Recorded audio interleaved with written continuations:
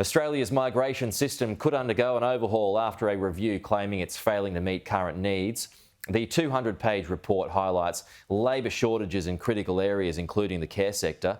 It also found regional visa programs have not been successful in encouraging migrants to leave the cities. Joining us live now, the Deputy Opposition Leader, Sussan Lee. Sussan, good to see you. Thanks for your time. Also from the regions. We'll get to that in a second. But first of all, Sussan, is our migration system fit for purpose?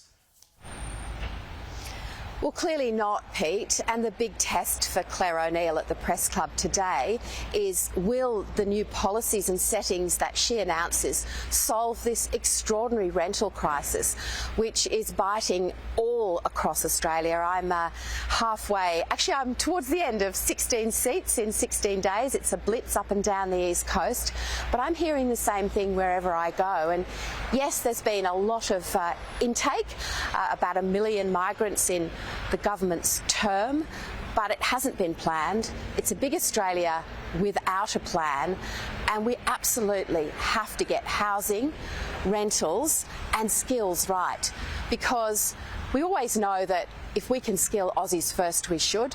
And I don't think the training system is fit for purpose. So let's make sure that we consult closely on, of course, what's announced, but let's make sure we get migration right. The problem with increased migration is no doubt going to be housing. It's no doubt going to be rent. It's only going to head in one direction. I suppose the fairly obvious criticism will be then for you. Why didn't you do more about it while you were in government? Well, coming out of COVID, of course, the migration settings need to be looked at. But and the government should confront. And to do that well, Pete, you need a plan that engages both state and local government. And what we haven't seen from this government is that plan.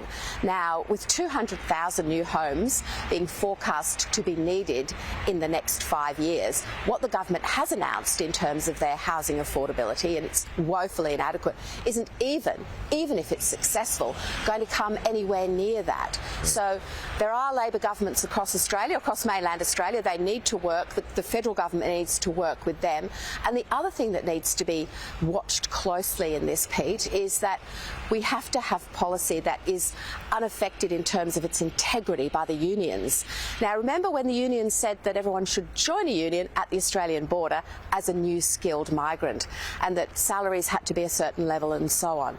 We can't afford for that to actually make this policy unworkable for real businesses, for people who are trying to do well in an environment that's tough with the inflation settings where they are. My question related to housing, though, and rental costs. I mean, it's not a new thing. It was already unaffordable while you were in government. I mean, should you have done more in that space? And is that an example of how difficult it is? The government has announced policy on housing that is appallingly inadequate and will not address the housing needs of Australians. Right, now, but it's more than what you guys could do in government. The landscape looks different.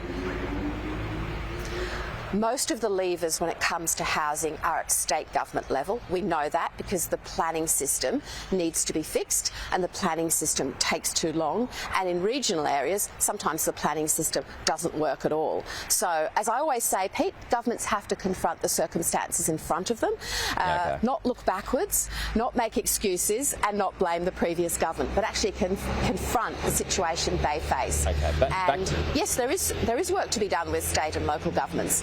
But let's get on with it. Back to that question on the regions, because it's an important one, and we've spoken about this in the past. I mean, we all want to get more migrants into the regions. It's a great idea, but how do you stop migrants? How do you enforce migrants to go into the regions, though?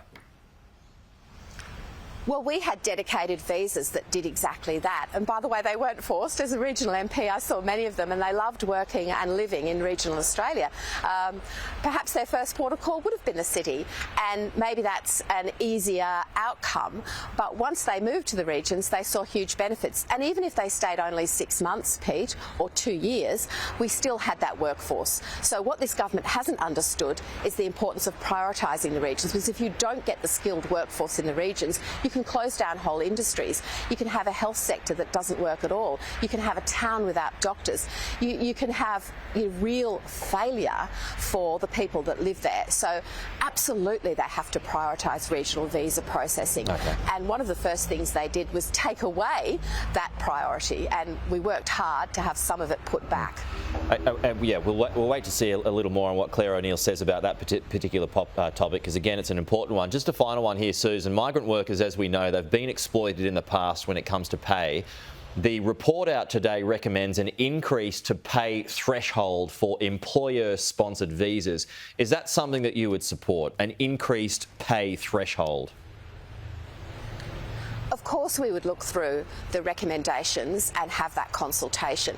Can I say, Pete, the workforce that is desperately needed across Australia, people aren't talking to me about the salary level they'll pay. They're just talking about a skilled worker who'll be reliable, who'll do a good job, and who wants that job.